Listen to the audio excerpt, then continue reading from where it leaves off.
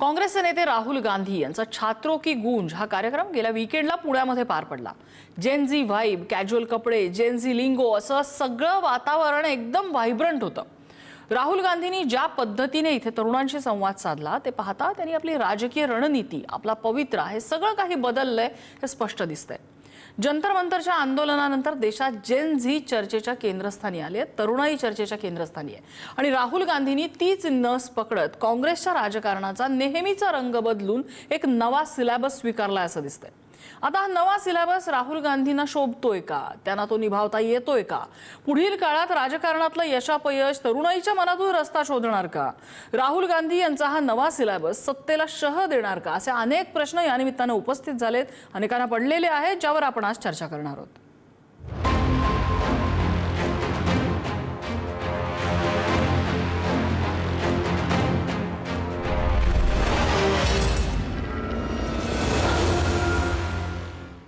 आणि या संदर्भातल्या चर्चेत आपल्यासोबत सहभागी होत आहेत गोपाल तिवारी, काँग्रेसचे प्रवक्ते आहेत, आपल्यासोबत भाजपा प्रवक्ते विनायक आंबेकर आहेत, आपल्यासोबत ज्येष्ठ पत्रकार आणि राजकीय विश्लेषक शैलेंद्र परांजपे आहेत आणि पुढारीच्या मल्टीमीडिया संपादक मृणालिनी नानवडेकर आपल्यासोबत आहेत। मी सुरुवातीला परांजपे सरांकडे जाते। परांजपे सर, राहुल गांधींचा कार्यक्रम पुण्यामध्ये पार पडला।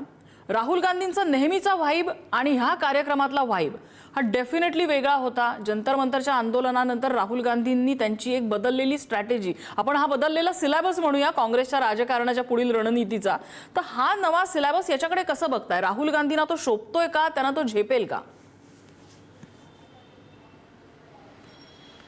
नाही, शोभतोय का आणि झेपेल का म्हणजे राहुल गांधी आज लोकसभेतले विरोधी पक्षनेते आहेत आणि या सगळ्या बदललेल्या सिलेबसचं श्रेय आपल्याला द्यायला लागेल ते सर्वोच्च न्यायालयाच्या न्यायमूर्तींना, कारण त्यांनी याचिकाकर्त्यांना झुरळ म्हणलं आणि त्यातनं मी झुरळ किंवा मैं हूं कॉकरोच किंवा कॉकरोच जनता पार्टी उभी राहिली आणि त्याच्या परिणाम सदृश जंतर मंतरला आंदोलन होऊन धर्मेंद्र प्रधानांचा राजीनामा झाला। त्यामुळे ही सगळी पार्श्वभूमी असल्यामुळे आता जसं आपल्याकडे एक सैराट सिनेमा आला की सगळे सैराट सिनेमा बनवायला लागतात, सगळे तसेच सिनेमे बनवतात। त्याचं कारण असं की काय चालेल म्हणजे जनमानसाचा ठाव घेण्याची क्षमता सगळ्याच लोकांची कमी होत चालली आहे। राजकीय पक्ष असोत, नेते असोत, सिनेमा स्टार असोत, दिग्दर्शक असोत, निर्माते असोत, त्यामुळे काय हिट होईल हे कोणाला सांगता येत नाही। आपण बघतो आता व्हायरलचा जमाना, इन्स्टाचा जमाना आहे, त्याच्यामध्ये कुठलं रील कोणाचं कधी व्हायरल होईल म्हणून लोक उठसूट कशाही प्रकारचे रील्स बनवायला लागले।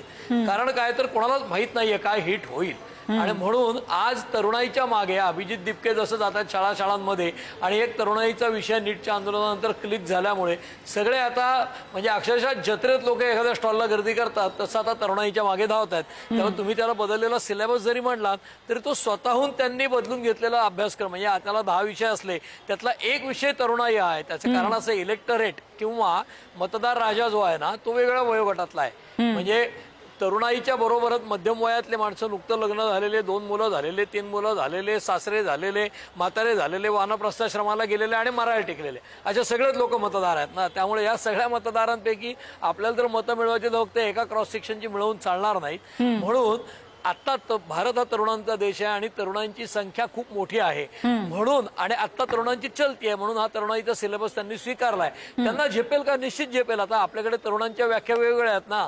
आज राहुल गांधींचं वय आणि फडणवीसांचं वय सारखं आहे, 56 ते 70 सालचे आहेत दोघं। अमित शहा 61 वर्षाचे आहेत, योगी आदित्यनाथ 54 वर्षाचे आहेत, म्हणजे राहुल आणि देवेंद्र फडणवीसांपेक्षा 2 वर्षांनी छोटे आहेत, आणि नरेंद्र मोदी 75 आहेत। नरेंद्र मोदींच्या तुलनेत राहुल गांधी खूपच तरुण आहेत ना, त्यामुळे कंपॅरिझन ती होणार आहे। ते लोकसभेतले विरोधी पक्ष नेते आहेत, त्यामुळे तरुणाईचा सिलेबस त्यांना आता शोभेल, कारण त्यांची कंपॅरिझन मोदींना पर्याय म्हणून जर केली गेली तर तो शोभेल। आता ते निभावतील किती आणि 2029च्या निवडणुकीपर्यंत हे वातावरण राहील का, हे सगळे गुंतागुंतीचे प्रश्न आहेत। पण आज तरी त्यांचा पुण्यातला कार्यक्रम आहे तो बेतासबाद झाला असं नाही म्हणता येणार। कार्यक्रम चांगला झाला, उत्तम झाला, त्यांनी त्यांचा मेसेज जो द्यायचा तो दिला, पण त्याचबरोबर त्या मेसेजमध्ये अनेक मुद्दे असे होते की जे अगदी टोकापर्यंत त्यांना नेता आले असते ते त्यांना नेण्यात तितकंसं यश आलं नाही असं म्हणायला लागतं। त्यामुळे पुण्यातल्या कार्यक्रमाला मी संमिश्र यश मिळालं असं म्हणेन। त्यामुळे तो सिलेबस जो आहे तो काठावर पास आधी व्हायचे त्याच्याऐवजी फर्स्ट क्लास पर्यंत येतील का काय अशी शक्यता आता निर्माण झाली आहे। बरं, मला गोपाल तिवारींकडे जायचंय। गोपाल तिवारीजी, राहुल गांधींमधला बदल सगळ्यांना दिसतोय आणि लोकांनी तो त्याच्याबद्दल बोलायला सुरुवात केलेली आहे, त्याची चर्चा व्हायला सुरुवात झालेली आहे। मुद्दा असा आहे की राहुल गांधी हिरिरीनं पुढे येऊन काँग्रेसमध्ये काहीतरी करतात पण ते कंटिन्यू होत नाही। आपण भारत जोडो यात्रेच्या बाबतीत तसंच बघितलेलं होतं। हे जे आत्ता सुरू झालंय, आत्ता कानावरती आमच्या जे येते देशभरात असे 500 त्यांना छात्रों की गूंज करायचे, महाराष्ट्रात अजून मला वाटतं 7-8 शहरांमध्ये करायचं प्लॅनिंग आहे. हे सगळं बघता राहुल गांधींचा हा नवा सिलेबस काँग्रेसमधले तुमच्यासारखे जुने जाणते लोक कसं पाहतात? निश्चितच अतिशय स्तुत्य आणि स्वागतार्ह आहे त्यांचा तो बदल आहे. आपल्याला माहिती आहे की आपण भारताचं जे काही स्वरूप आहे ते निजामशाही आदिलशाहीमध्ये विभागलेला भारत होता. ब्रिटिशांच्या हुकमतीखाली होता. तो राजान प्रजाचं नाते जाऊन तिथे प्रजासत्ताक नागरिक रिपब्लिकन इंडिया हे लोकशाही राष्ट्र निर्माण झालं. आता लोकशाहीची व्याख्या म्हणली तर for the people, of the people, by the people.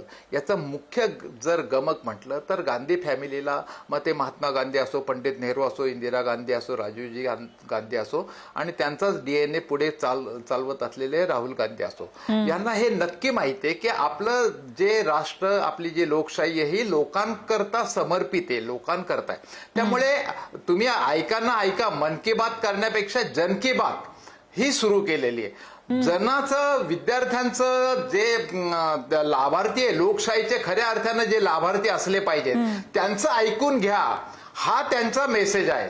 आणि त्याच्यामध्ये आपण जर बघितलं तर स्वर्गीय राजीव गांधींनी त्यावेळेला जेन झीची तरुण, आता पण जे फडणवीस बोलले, तर याचा अर्थ 21व्या वर्षावरनं 18व्या वर्षाच्या तरुणांवर सर्वप्रथम विश्वास दाखवला तो स्वर्गीय राजीव गांधींनी दाखवला. आणि महिलांचं जे स्थानिक स्वराज्य मतदारसंघाचे 33% आरक्षण आहे, ज्याच्यामुळे आज अतिशय कर्तबगार महिला महापौर, नगरसेविका ज्या बनू शकल्या, ते देखील त्या ठिकाणी AICC मध्ये अखिल भारतीय काँग्रेसचे अध्यक्ष राजीव गांधी यांनी तो ठराव मांडला.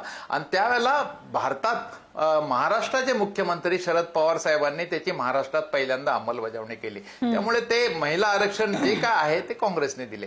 त्यामुळे काँग्रेस महिला आरक्षणाच्या विरोधात आहे हे असं बोलणं हे बुद्धिभेद करणार आहे. त्यामुळे हे अज्ञान आहे का बौद्धिक दिवाळखोरी आहे हे आपण जाणू शकता.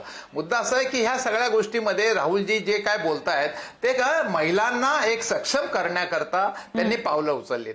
आमच्या या सगळ्या ह्याच्यामध्ये कुठेही पक्षाचा झेंडा नव्हता, चिन्ह नव्हतं. आणि थेट जे तरुण जे आहे, जे जनरेशन जी आहे, जी तरुणाई आहे, त्यांच्या मूलभूत प्रश्नांना त्यांनी हात घातला. त्यांना मानसिकदृष्ट्या सक्षम करण्याचं आणि समाजाला बदल घडवण्याचं, महिलांविषयी पाहण्याचा दृष्टिकोन बदलण्याचं हे मोठं व्रत त्यांनी अंगीकारलंय. आणि मला वाटतं आता हे पुढे कुठल्या दिशेने जातं, कशा पद्धतीने ते जनतेतून स्वीकारलं जातं हे पण बघायला लागणार आहे. आपल्याला विनायक आंबेकरांकडे मी येते. आंबेकरजी, जेन झी आंदोलनानंतर भाजपच्या काही नेत्यांकडनं, इनफॅक्ट राष्ट्रीय स्वयंसेवक संघाच्या कंपूमधनं जेन झीचा स्वर, जेन झीचा पवित्रा आपल्याला बघायला, ऐकायला मिळाला.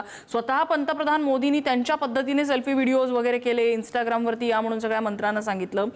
राहुल गांधींचा हा बदललेला पवित्राकडे सत्ताधारी कसे बघतात?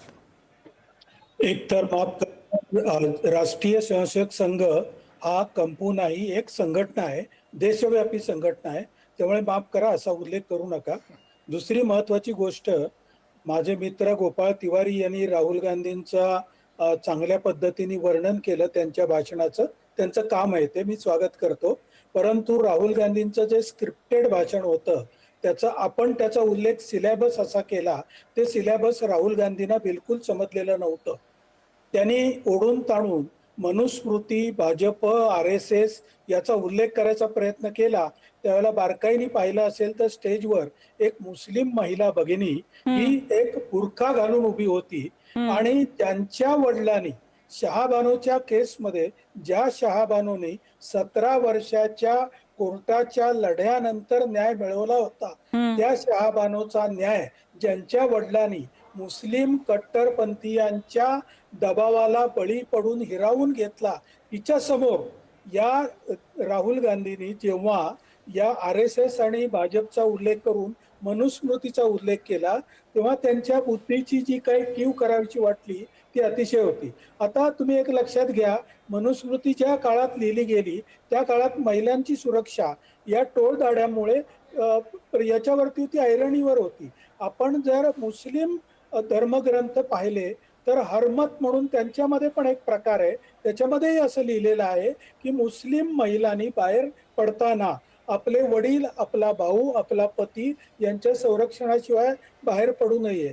त्या काळात असं का होतं, तर त्या काळामध्ये या टोळ्यांच्यामुळे, परकीय आक्रमणामुळे महिलांच्या सुरक्षिततेचा प्रश्न नाही, होता. आपण- मग राहुल आपण गांधींना त्या- हे नॉलेज असण्याचं कारण नाही, कारण ते सगळे स्क्रिप्टेड वाचत आपण होते. त्याच्यात विषयांतर करण्यात आता अर्थ नाहीये. मुद्दा असा आहे की एक आहे की राहुल गांधींनी गांधींचा विषय जो आता चाललाय पवित्रा बदललेला आणि आहे, राहुल गांधींनी भाजप त्याच्याकडे कसं scripted बघतं? राहुल भाषण गांधी वाचलं, चूक आहेत, बरोबर आहेत, ही पुढची मुद्दा. गोष्ट, आणि मला वाटतं ते मतदार ठरवतील.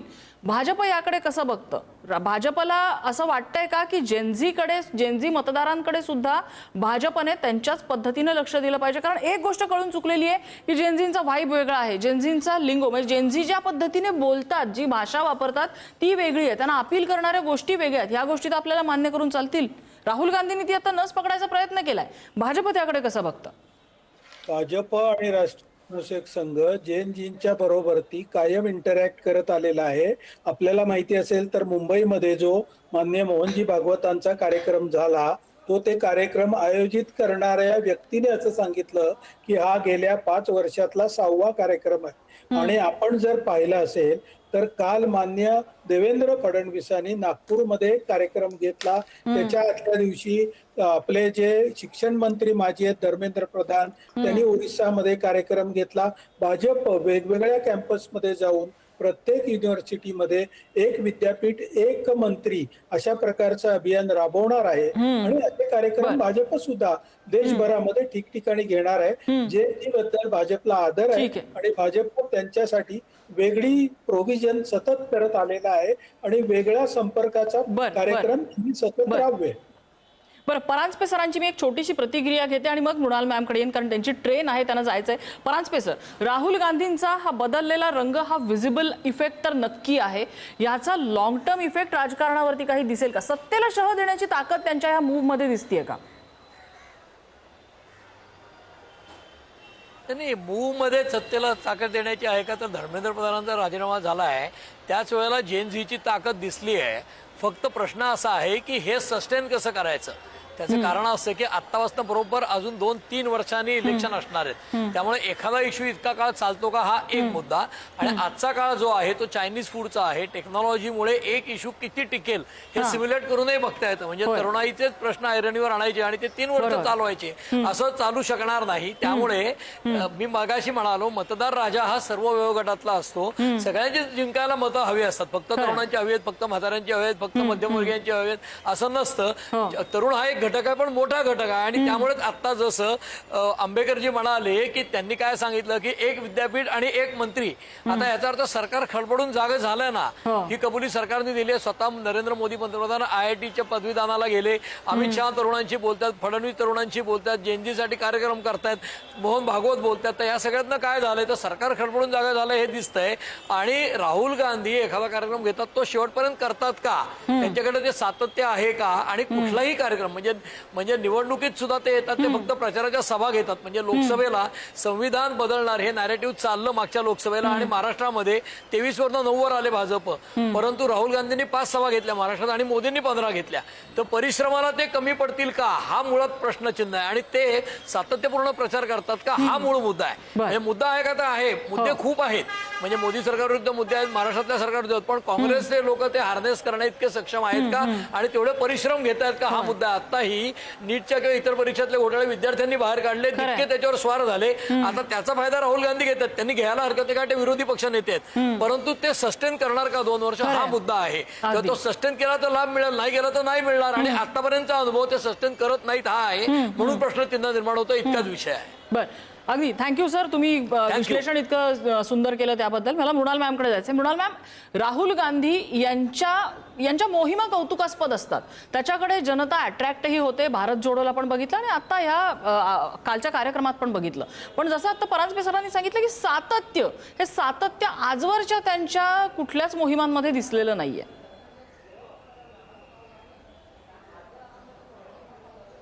सातत्य तर दिसलं नाहीच आहे. पण खरं तर आता त्यांना लक्षात येत आहे की कुठेतरी हे सरकार बदलायची शक्यता सध्या तरी निर्माण झालेली आहे. मुळात विद्यार्थ्यांचे प्रश्न हातात कोणी घेतले तर अभिजित तिपकेनी. आणि अभिजित तिपकेनी सरन्यायाधीशांच्या विधानाचा रिॲक्शन म्हणून जो उपयोग करत मंच स्थापन केला त्या मंचाकडे विद्यार्थ्यांची गर्दी जाऊ नये यासाठी काँग्रेस ताकदीनं या सगळ्यात उतरलं आणि कन्सिस्टंटली सध्या तरी प्रयत्न होत आहेत. पण मूळ मुद्दा आहे की राहुल गांधी यांनी विद्यार्थ्यांचे प्रश्न मांडण्यासाठी जे काय आयोजन केलं पुण्यामध्ये, आयोजक म्हणून अत्यंत उत्तम व्यवस्था होती. महाराष्ट्रातले जे काय नेते होते, सतेज पाटील असतील, विश्वजित कदम असतील, यशोमती ठाकूर असतील, यांनी बऱ्यापैकी मेहनत घेतली होती.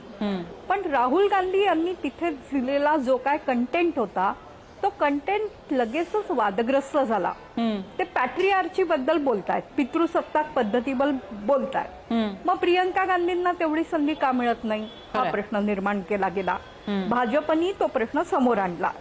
दुसरा मुद्दा उपस्थित केला गेला की तुमच्या कर्नाटक सरकारमध्ये मग महिलांना स्थानच का नाही.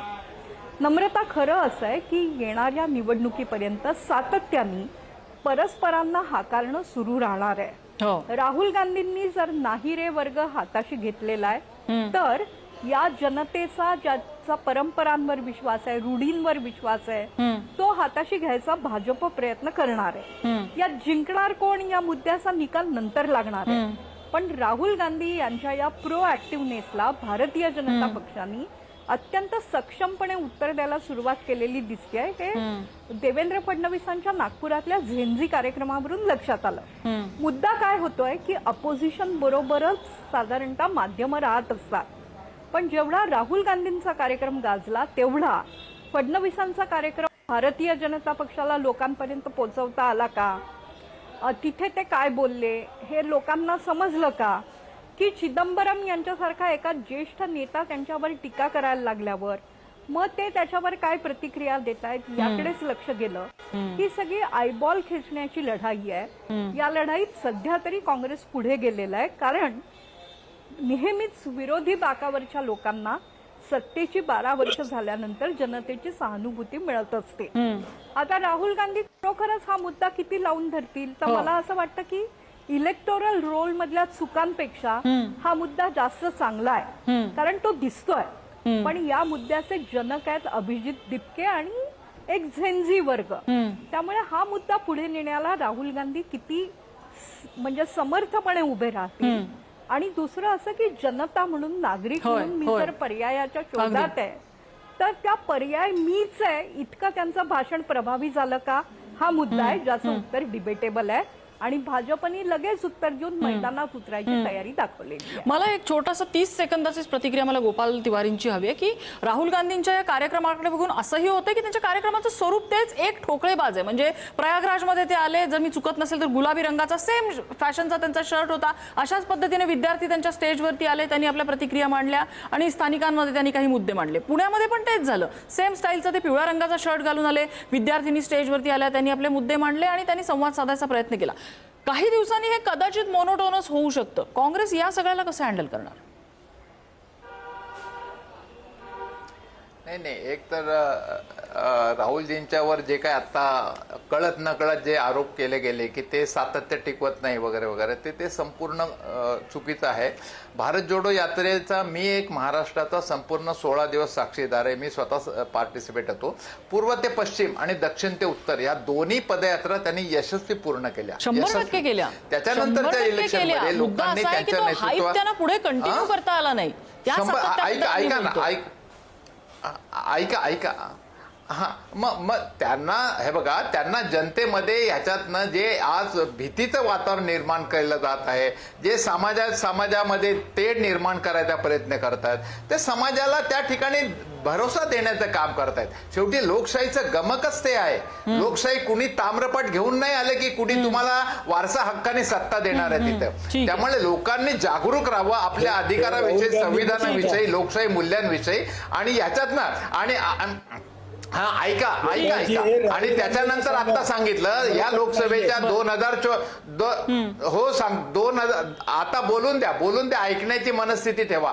2024च्या लोकसभात महाराष्ट्रात 15 सभा मोदींनी घेतल्या आणि 5 सभा राहुल गांधींनी घेतल्या. 48 पैकी 31 जागा मिळाल्या ना. अहो 48 पैकी अरे गरिबांनी झाके देखो आता आपल्याकडे 31 जागा आपल्याला मिळाल्या, 17 जागा मिळाल्या तुम्हाला. ठीक आहे, 2/3 जागा काँग्रेसने या महाराष्ट्रातल्या जनतेने काँग्रेस आणि महाविकास आघाडीला दिलेल्या 15 सेकंदात मला आंबेकरांची प्रतिक्रिया याच्यावर घ्यायची. आंबेकरजी शेवटची 10 सेकंद. राहुल गांधीच्या कुठल्याही युतीमध्ये कधी सातत्य नसतं. त्यांना वरून जे डिक्टेटेड कार्यक्रम येतात तेवढा तो कार्यक्रम करतात. त्याच्यामध्ये स्वतःची त्यांची भावनिक बौद्धिक अशी कुठली इन्व्हॉल्वमेंट नसते, जी कालही दिसून आली. त्यांनी जे इथल्या महिलांना संदेश दिला तो ते स्वतः पाळत नाहीत. हे आताच मॅडमनी सांगितलं. कर्नाटकचं उदाहरण दिलं, मी हिमाचल प्रदेशचं उदाहरण देतो. तिथे सुद्धा एकही महिला मंत्री नाही. काँग्रेसचं उदाहरण ठीक आहे, टीका करण्यासाठी अनेक मुद्दे आहेत. टीका करण्यासाठी अनेक मुद्दे आहेत. मृणाल मॅम, मुद्दा असा आहे की याच्यामध्ये राहुल गांधींचं सातत्य, राहुल गांधींवरती हे आरोप प्रत्यारोप होत राहणार आहेत आणि आरोप प्रत्यारोप होत राहणार आहेत. मात्र त्यांचा हा कार्यक्रम कशा पद्धतीने दिशा बदलतोय, या देशातल्या राजकारणाची दिशा बदलतो का, राहुल गांधींच्या पॉलिटिकल प्रमोशनच्या दृष्टीने काही दिशा बदलते का, हे आपल्याला बघावं लागणार आहे. चर्चेसाठी सगळ्या मान्यवरांनी वेधला सगळ्यांचे आभार. आजचा धुळा इथेच थांबतोय.